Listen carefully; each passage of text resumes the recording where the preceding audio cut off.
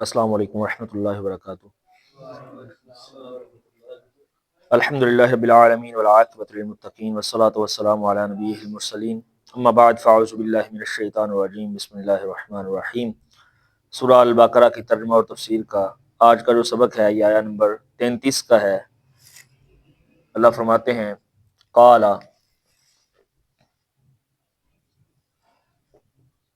فرمایا، یا آدم، اے آدم علیہ السلام، انبئہم، تو بتا ان کو، باسمائہم، ان کے نام۔ کن کے نام؟ ہم ضمیر جو ہے ان چیزوں کی طرف لوٹ رہی ہے جن چیزوں کے نام اللہ رب العزت نے سکھلائے تھے ان کو۔ فلما، پس جب، انبأہم، اس نے بتائے، ہم، ان کو، باسمائہم، ان کے نام۔ قال،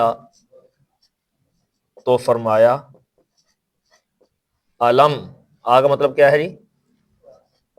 کیا؟ لم کا مطلب کیا ہے؟ نہیں۔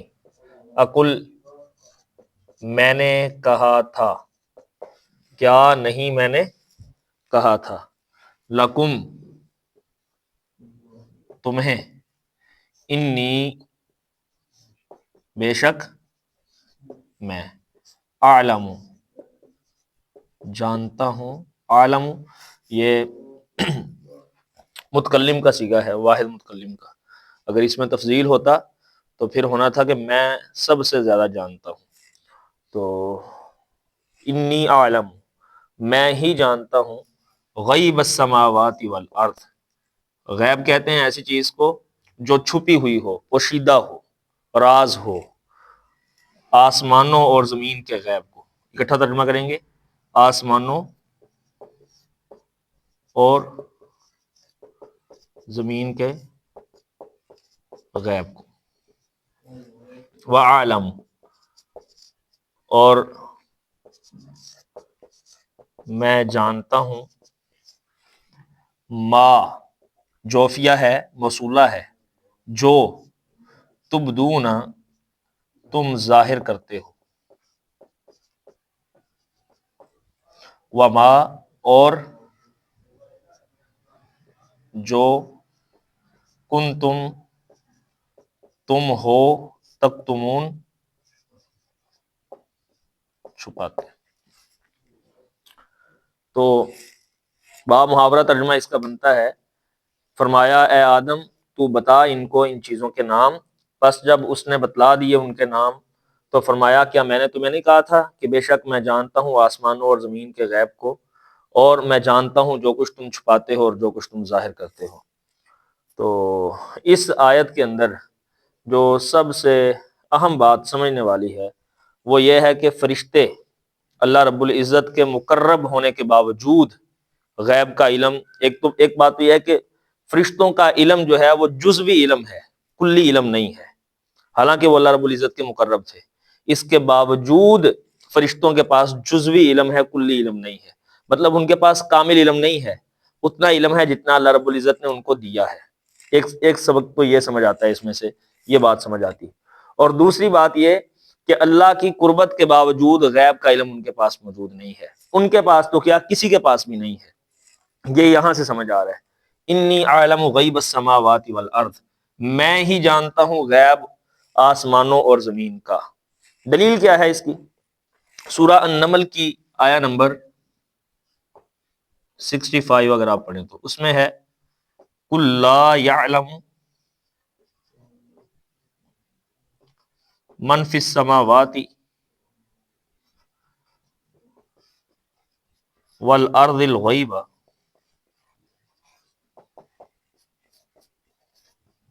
الا اللہ، یا پیغمبر فرما دیجئے لا یعلم من فی السماوات والارض الغیب الا اللہ، کوئی نہیں جانتا آسمانوں اور زمین کے غیب کو الا اللہ، سوائے اللہ کے۔ پھر دوسرا اس کی دلیل جو ہے صحیح بخاری کی ایک حدیث آپ کے سامنے رکھتا ہوں. بخاری کے اندر ہے, امی عائشہ رضی اللہ تعالیٰ عنہ بیان فرماتی ہیں, اس کا حوالہ جو ہے یہ بخاری میں 7380 نمبر حدیث ہے انٹرنیشنل نمبرنگ کے اعتبار سے. فرماتی ہیں, یہ امی عائشہ رضی اللہ تعالیٰ عنہ کا قول ہے, ان کی یہ اثر ہے.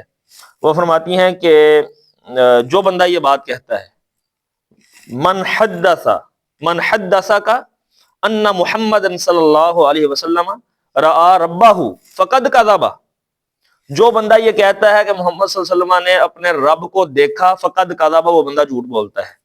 اور یہ بات کہنے کے بعد امی عائشہ رضی اللہ تعالیٰ عنہ نے قرآن کریم کی ایک آیت پڑھی. وہ آیت تھی لا تدرکہ الابصار, اللہ رب العزت کا احاطہ, اللہ رب العزت کو کوئی آنکھ نہیں دیکھ سکتی. اس آنکھ سے مراد دنیاوی آنکھ ہے, ٹھیک ہے, جو قیامت کے دن جنت میں اللہ رب العزت جنتیوں کو انعام کے طور پر اپنا دیدار کروائیں گے, وہ آنکھ جنتی آنکھ ہوگی, دنیاوی آنکھ نہیں ہوگی. کسی دنیاوی آنکھ میں یہ طاقت ہی نہیں ہے کہ وہ اللہ رب العزت کو دیکھ سکے, اس کے اندر یہ طاقت اور قوت ہی نہیں ہے. اور اس کے بعد امی عائشہ رضی اللہ تعالیٰ عنہ نے فرمایا کہ ایک تو یہ بات ہے کہ جو بندہ یہ کہتا ہے کہ رآ ربہ, محمد صلی اللہ علیہ وسلم نے اپنے رب کو دیکھا ہے, فقد کذب, وہ جھوٹ بولتا ہے. دوسری بات فرمائی من حدثک انہ یعلم الغیب فقد کذب, اور جو یہ بات کہتا ہے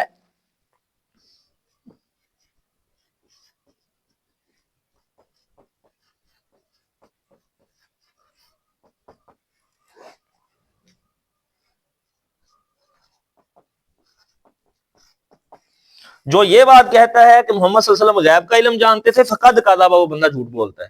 یہ امی عائشہ رضی اللہ عنہا سے مروی صحیح بخاری کے اندر 7380 پہ ہے. اور پھر اس کے بعد اس کی دلیل میں بھی امی عائشہ رضی اللہ تعالیٰ عنہ نے آیت پڑھی, اور وہ آیت یہ تھی, یہ آیت پڑھی لا یعلم من فی السماوات والارض الغیب الا اللہ. فرمایا انہ یقول, اللہ خود فرماتے ہیں کہ زمین و آسمان میں جو بھی پوشیدہ راز ہیں, جو بھی غیب کی چیزیں ہیں, الا اللہ, اللہ کے سوا کوئی اور نہیں جانتا. تو اب دیکھیں سیدہ عائشہ رضی اللہ تعالیٰ عنہ, جن کے بارے میں فقیہہ کہ وہ دین کی فقاہت میں, دین کی سمجھ میں ان کے مقابلے کا شاید ہی کوئی نہ ہو, عورتوں میں خاص طور پر. تو وہ سیدہ عائشہ رضی اللہ, جنہوں نے دین سیکھا خود رسول اللہ سے, اور رسول اللہ کے گھر میں سیکھا ہے, وہ اور دین ان کے بستر پہ نازل ہوا ہے, امی عائشہ رضی اللہ تعالیٰ عنہ کے بستر پہ نازل ہوا ہے. تو وہ قرآن کریم کی آیات کی تفسیر کر رہی ہیں, اور اس آیت کی تفسیر میں وہ یہ بات فرما رہی ہیں من حدثک انہ یعلم الغیب فقد کذب, جو کہتا ہے محمد صلی اللہ علیہ وسلم غیب جانتے تھے, وہ جھوٹ بولتا ہے. تو لہذا یہ بات سمجھ آتی ہے انی عالم غیب السماوات والارض, کہ زمین و آسمان کا غیب نہ فرشتوں کے پاس ہے نہ ہی کسی اور کے پاس ہے. اللہ خود فرما رہے ہیں کہ عالم غیب السماوات والارض, زمین اور آسمان کے غیب کو میں جانتا ہوں.